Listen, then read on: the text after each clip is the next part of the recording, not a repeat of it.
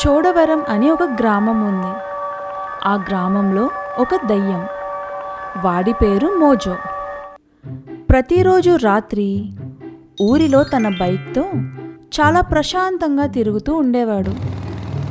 అలా ఒకరోజు ఎప్పటిలాగానే షికారు చేద్దామని బయలుదేరుతాడు.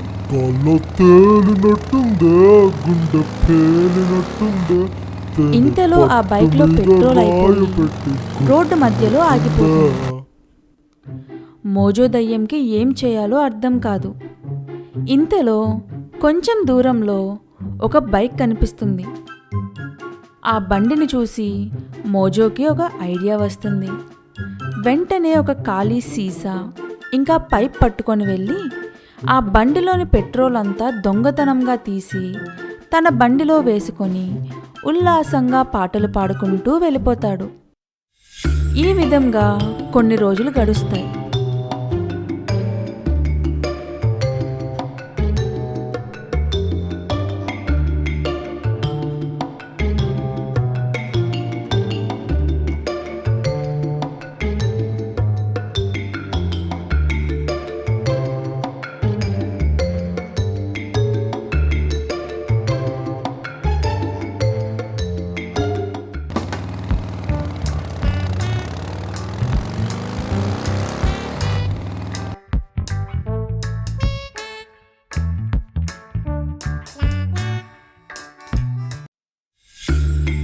ఇంతలో మోజోకి ఇంకో ఐడియా వస్తుంది.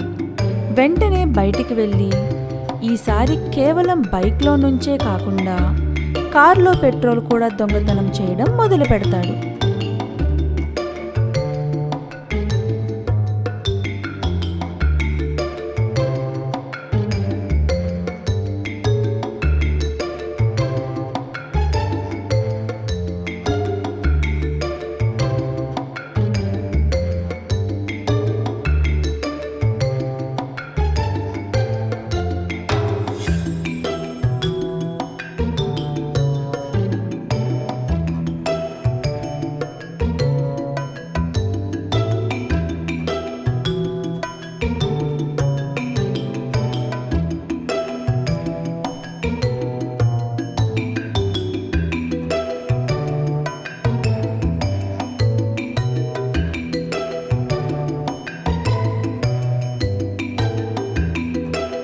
ఇలా ఆ మోజో దయ్యం రాత్రి అంతా కూడా పెట్రోల్ దొంగతనం చేసి ఆ పెట్రోల్ని తన గుహలోకి తీసుకొని వెళ్ళి పెద్ద పెద్ద ట్యాంకర్స్లో నింపుతూ ఉండేవాడు.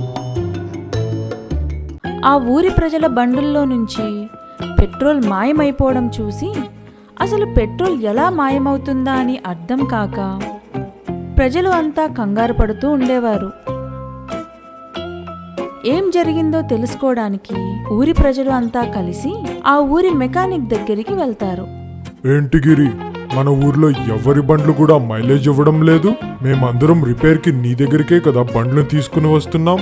నువ్వేమో డబ్బులు తీసుకొని మా బండ్లన్నీ పాడు చేస్తున్నావా? ఏం మాట్లాడుతున్నారు సార్? నేను ఈ ఊరి మనిషిని. నేనెందుకు అలా చేస్తాను చెప్పండి? నాకు ఒక్క రోజు టైం ఇవ్వండి. ఈ రోజు రాత్రి ఎలా అయినా సరే ఆ పెట్రోల్ దొంగ ఎవరో నేను తెలుసుకొని తీరుతాను అని అంటూ గిరి ఆ రోజు రాత్రి ఒక పెట్రోల్ బంక్కి వెళ్ళి తన బండి ఫుల్ ట్యాంక్ చేయించి ఆ బండిని ఊరి మధ్యలో విడిచిపెట్టి ఒక చెట్టు దగ్గర దాక్కొని పెట్రోల్ దొంగ కోసం ఎదురు చూస్తూ ఉంటాడు. కొంచెం సేపు తర్వాత మోజో దయ్యం ప్రతిరోజులాగా బైక్ మీద తన షికారు మొదలు పెడతాడు. ఇంతలో రోడ్డు మీద ఆగి ఉన్న ఆ బండిని చూసి, ఎవడో పిచ్చి వేదవ నా కోసమే ఈ బండిని ఇక్కడ వదిలేసినట్టున్నాడు. ఇంకా ఆలస్యం ఎందుకు? ఓరి దేవుడా, ఎన్ని రోజుల నుంచి మా ఊరిలో పెట్రోల్ దొంగతనం చేసేది ఒక దెయ్యమా? దేవుడా!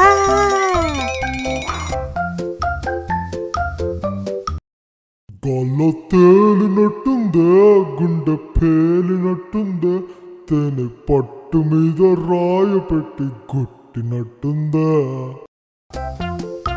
అని పాడుకుంటూ పెట్రోల్ దొంగతనం చేస్తూ గుహలోకి వెళ్ళిపోతాడు. కానీ అసలు ఆ పెట్రోల్ని మోజో ఏం చేస్తున్నాడో గిరికి ఏం అర్థం కాదు. అది తెలుసుకుందామని గిరి కూడా దయ్యం వెనుకనే ఆ గుహలోకి వెళ్తాడు. కానీ ఇంకక్కడ నుంచి తిరిగి రాడు. ఊరి ప్రజలంతా కూడా ఊరిలో ఏం జరుగుతుంది అర్థం కాక చాలా కంగారు పడతారు. ఈ గిరిగాడు ఏమైపోయాడు? వెళ్ళినవాడు ఇంకా తిరిగి రాలేదు. అలా కొన్ని రోజులు గడిచాయి. ఒకరోజు రాత్రి పాటలు పాడుకుంటూ గిరి కూడా ఒక దెయ్యంలా మారి చాలా ప్రశాంతంగా ఊరిలో తిరగడం మొదలు పెడతాడు.